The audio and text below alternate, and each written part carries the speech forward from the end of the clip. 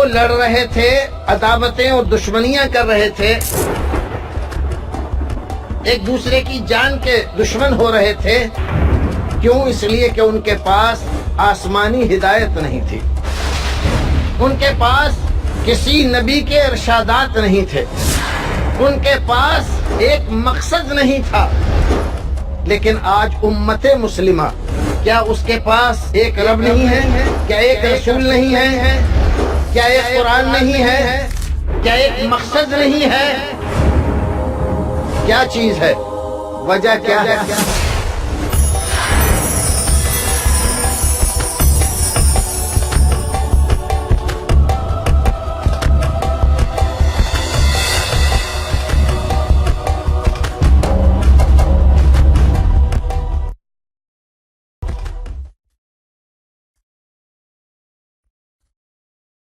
خواتین، میں آج کی اس نشست کے مقرر جناب رضا اللہ عبدالکریم صاحب کو ان کے تعارف کے بعد دعوت سخن دوں گا۔ شیخ رضا اللہ عبدالکریم، انہوں نے ابتدائی تعلیم دہلی میں حاصل کی، پھر جامعہ سلفیہ بنارس سے عالمیت و فضیلت کی سند حاصل کی، اور عالم اسلام کی مشہور درسگاہ مدینہ یونیورسٹی سے حدیث میں بی اے کیا۔ اس کے بعد المعہد الاسلامی السلفی بریلی کے اندر 14 سال تک مسلسل تدریس کے فرائض انجام دیتے رہے۔ ہم دعوت سخن دیتے ہیں شیخ رضا اللہ عبدالکریم صاحب کو کہ وہ تشریف لائیں اور اپنے پسندیدہ عنوان امت مسلمہ میں اتحاد کیوں کر ممکن ہے، اس پر اپنے خیالات کا اظہار فرمائیں۔ شیخ رضا اللہ عبدالکریم حفظہ اللہ۔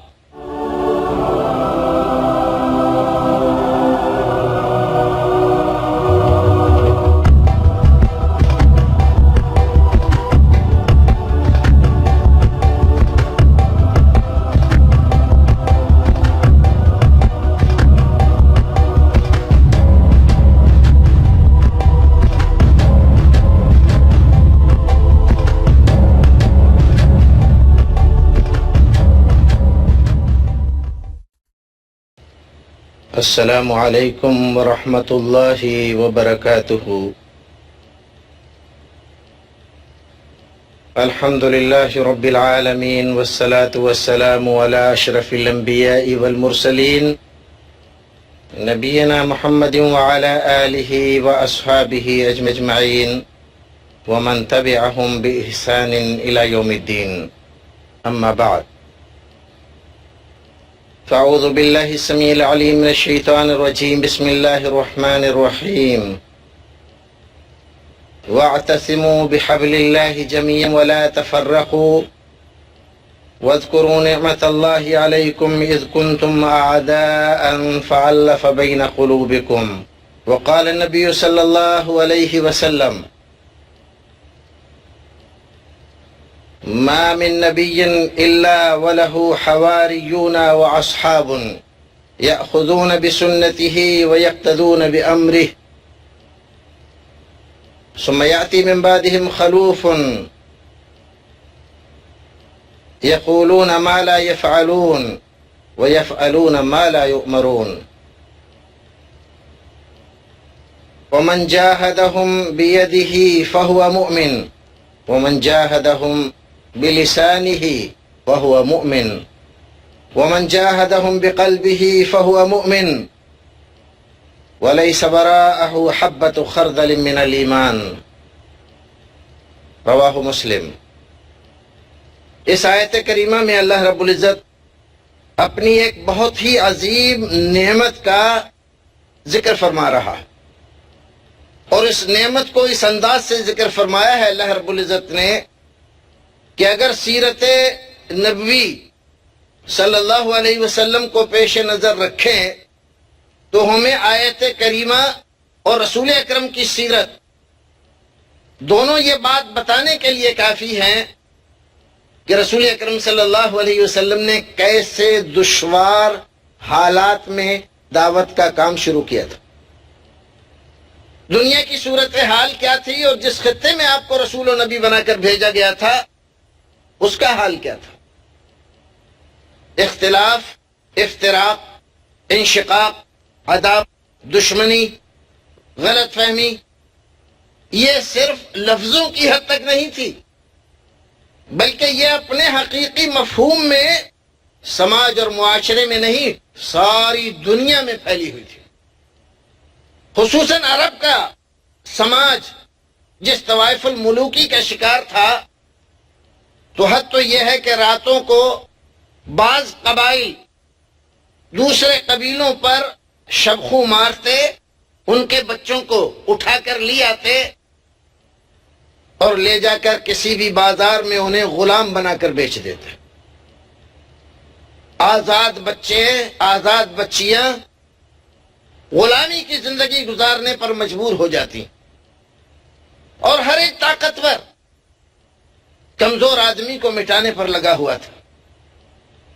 اختلاف اس حد تک پہنچ گیا تھا کہ معمولی باتوں میں بھڑک اٹھتے تھے، گھوڑ دوڑ ہوتی تو اگر کسی کا گھوڑا کسی کے گھوڑے سے آگے نکل جاتا تو یہی بات بنیاد ہو جاتی لڑائی کی۔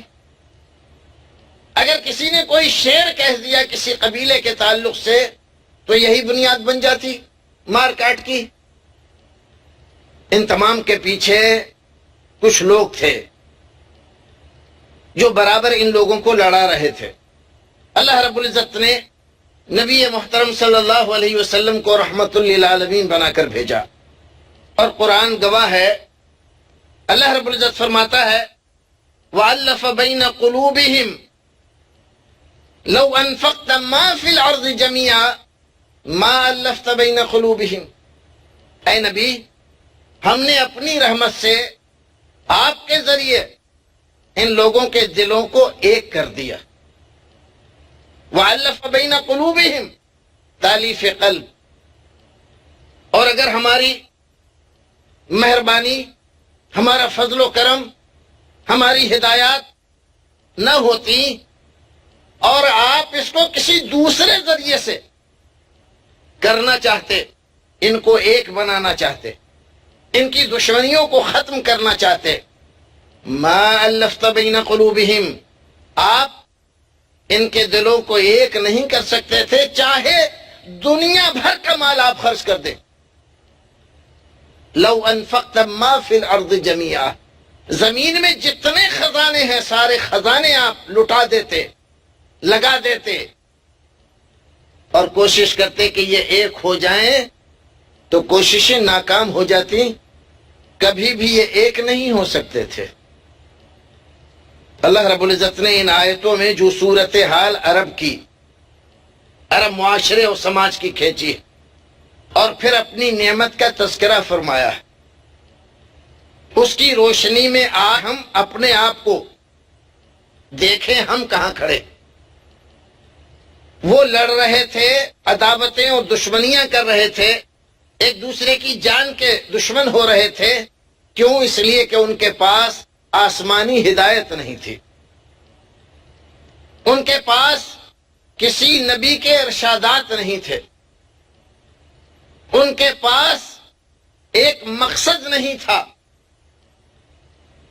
لیکن آج امت مسلمہ، کیا اس کے پاس ایک رب نہیں ہے؟ کیا ایک رسول نہیں ہے؟ کیا ایک قرآن نہیں ہے؟ کیا ایک مقصد نہیں ہے؟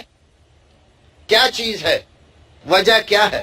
آج ہمارے اختلاف کے افسانے اپنے اور غیر دونوں دہرا رہے ہیں، کہہ رہے ہیں، اور ہم جانتے ہیں واقعی ہم اختلاف میں اتنے زیادہ بڑھ گئے ہیں کہ ایک مصری عالم نے کہا اتفق المسلمون علی الا یتفقوا، مسلمانوں نے ہر ایک بات میں اختلاف کر رکھا ہے، ہاں ایک بات میں ضرور متفق ہیں، اور وہ بات کیا ہے کہ کبھی متفق نہیں ہوں گے، اس بات میں ضرور اتفاق، باقی کسی بات میں اتفاق نہیں ہے۔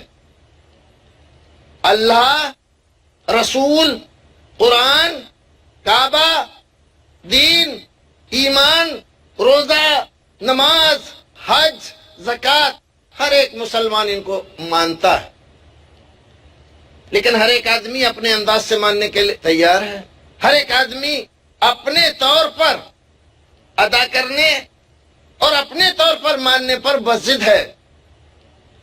حد تو یہ ہے کہ رسول اکرم صلی اللہ علیہ وسلم ساری زندگی جس بات کی ہدایت کرتے رہے، جس بات سے روکتے رہے، آج امت کا بڑا حصہ اسی بات پر بضد ہے کہ ہم یہ راستہ نہیں چھوڑیں گے۔ حضرت جابر رضی اللہ تعالیٰ عنہ کی حدیث امام مسلم رحمۃ اللہ علیہ نقل فرماتے ہیں۔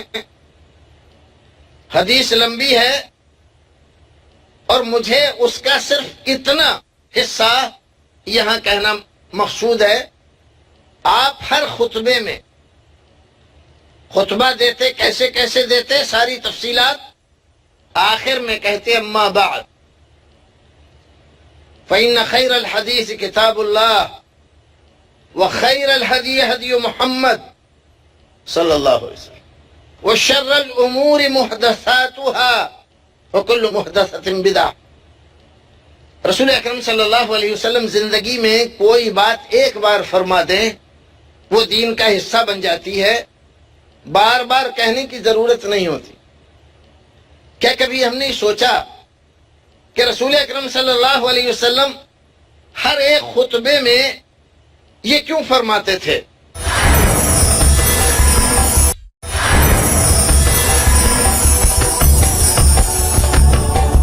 خیر الحدیث کتاب اللہ، تمام حدیثوں میں بہتر حدیث، تمام کتابوں میں بہتر کتاب اللہ کی کتاب ہے،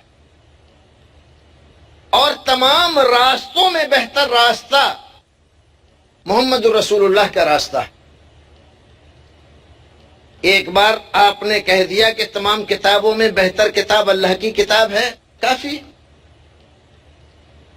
ایک بار آپ نے کہہ دیا کہ تمام راستوں، مذہبوں، طریقوں میں بہتر طریقہ، راستہ، مذہب محمد رسول اللہ کا ہے، کافی ہے، دین کا حصہ ہے، اس میں کوئی تبدیلی نہیں کی جا سکتی۔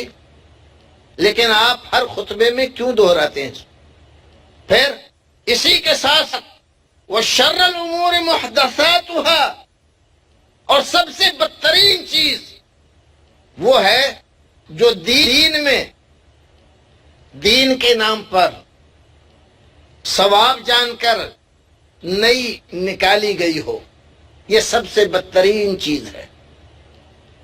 اور دین کے نام پر نکالی ہوئی ہر بدترین چیز بدعت ہے، اور اسی کو ایک دوسری جگہ فرمایا کہ ہر بدعت گمراہی، اور گمراہی جہنم میں لے جانے والی ہے۔ آپ کی توجہ چاہوں گا اس بات پر کہ رسول اکرم صلی اللہ علیہ وسلم زندگی بھر اس بات کو کیوں دہراتے رہے۔ ایک بار کہنا کافی تھا، 2 بار کہنا کافی تھا، 10 بار 20 بار کہنا کافی تھا، لیکن ہر خطبے میں اس بات کو دہرایا، کیوں؟ اس لیے کہ پہلی امتیں، گزشتہ اقوام، دیگر نبیوں کی امتیں جس راستے سے گمراہی کا شکار ہوئیں آپ جانتے تھے، اور امت کو اسی سے بچانے کے لیے آپ بار بار یہ کہتے تھے کہ کتاب اللہ سب سے بہتر کتاب ہے، میرا راستہ سب سے بہتر راستہ ہے، کتاب اللہ کے ہوتے ہوئے کسی دوسری کتاب کی تمہیں ضرورت نہیں ہونی چاہیے، اور میرے راستے کے ہوتے ہوئے کسی اور دوسرے راستے کو نہیں تلاش کرنا چاہیے۔ نئی چیزوں کو ایجاد کرنا، نکالنا، اگر دنیاوی معاملات میں ہے اجازت ہے، شریعت پوری اجازت دیتی ہے، ہر دن نئی ایجادات کرو، اختراعات کرو، لیکن دین میں اجازت نہیں ہے، کیونکہ دین مکمل ہو گیا ہے۔ اس بات کو تسلسل کے ساتھ رسول اکرم دہراتے رہے، ظاہر ہے اس کے پیچھے کوئی نہ کوئی تو مقصد رہا ہوگا، اور وہ مقصد یہی تھا کہ کہیں کتاب اللہ تمہارے ہاتھوں سے نہ چھوٹ جائے، کہیں میرا راستہ تمہارے ہاتھوں سے نہ چھوٹ جائے۔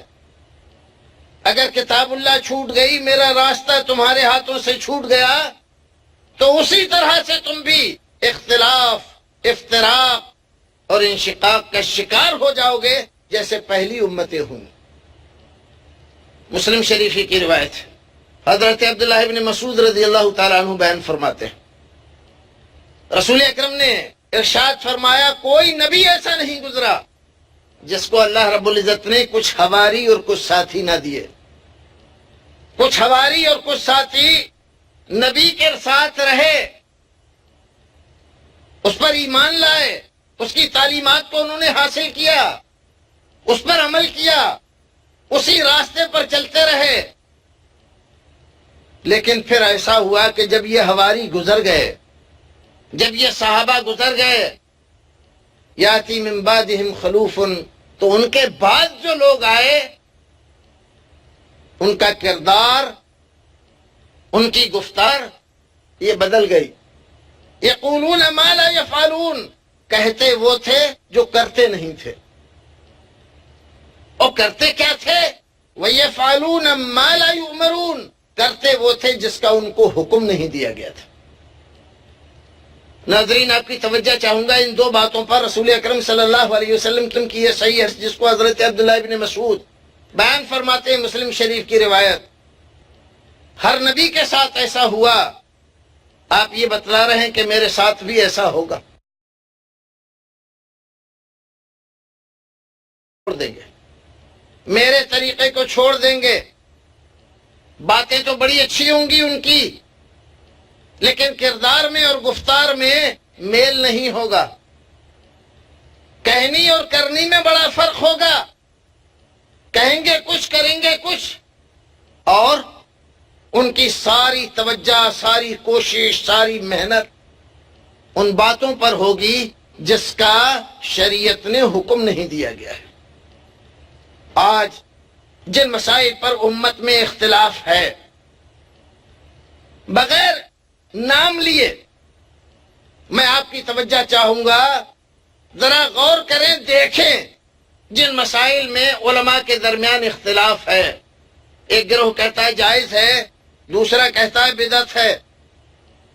ان مسائل کو ذرا دیکھیے، سال کے 12 مہینے میں، ہر مہینے میں، ہر ہفتے کچھ ایسی چیزیں ہمارے یہاں ہیں جن کی وجہ سے ہم ہمیشہ اسی میں مشغول رہتے ہیں اور لڑتے رہتے ہیں۔ ایک گروہ کہہ رہا ہے جائز ہے، دوسرا کہہ رہا ہے کہ بدعت ہے۔ ذرا غور کریں اس کے بارے میں، کسی عالم سے جا کر یہ پوچھیں کہ یہ مسائل جن میں ہمارا اختلاف چل رہا ہے ہمارے دوسرے بھائیوں سے، اس کا حکم کہاں ہے؟ قرآن میں ہے؟ حدیث میں ہے؟ اللہ نے دیا ہے یا رسول اللہ نے دیا ہے یا صحابہ کرام اس کی تاکید کر گئے ہیں؟ تو آپ کو یہ سن کر تعجب ہوگا کہ وہ کہیں گے کہ دیکھیے قرآن میں تو نہیں ہے اور نہ حدیث میں ہے، لیکن جائز ہے، فلاں فلاں دلیل سے یہ جائز ہے۔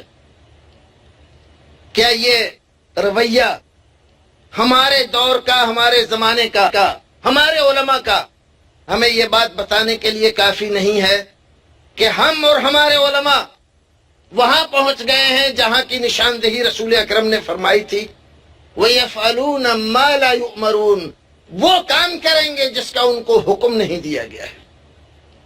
ہم یہ نہیں پوچھ رہے آپ سے کہ یہ جائز ہے یا ناجائز ہے، ہم یہ پوچھ رہے ہیں اس کا حکم کہاں دیا گیا ہے؟ حکم ہے کرنے کا؟ نہیں، کرنے کا حکم تو نہیں ہے، لیکن جائز ہے۔ یہ صورتحال، یہ جواب کیا ہمیں یہ بتانے کے لیے کافی نہیں ہے کہ ہم رسول اکرم صلی اللہ علیہ وسلم کی ہدایت کے خلاف جا رہے ہیں؟ بڑا شور ہے مسلمانوں میں، بڑا اختلاف ہے، اور ہم خود کہتے ہیں مسلمانوں میں بہت اختلاف کا رونا رو رہے ہیں۔ آج جتنی بھی پستیاں، جتنی ذلتیں، جتنی خواریاں جس کا تذکرہ ہمارے علماء کرام منبر و محراب پہ کرتے رہتے ہیں، یہ ساری پستیاں، یہ ساری ذلتیں اگر دیکھا جائے تو اس میں بڑا حصہ ہمارے اختلاف کا ہے۔ اختلاف ہی کی بنیاد پر ہم اس دنیا میں ذلیل و خوار ہو رہے ہیں۔ اللہ کے بندو، آج ذرا حال دیکھو، تمہارا ایک بچہ 10-12 سال کا ہو جاتا ہے، اس کو کچھ شعور ہوتا ہے، چاہتا ہے کہ کچھ بنے، اپنے محلے سے نکلتا ہے، اپنے گاؤں سے نکلتا ہے، گاؤں سے نکلنے کے بعد دوسرے گاؤں میں پہنچتا ہے، سب سے پہلے اس سے پوچھا جاتا ہے کہ بھئی تمہاری ذات کیا ہے، برادری کیا ہے۔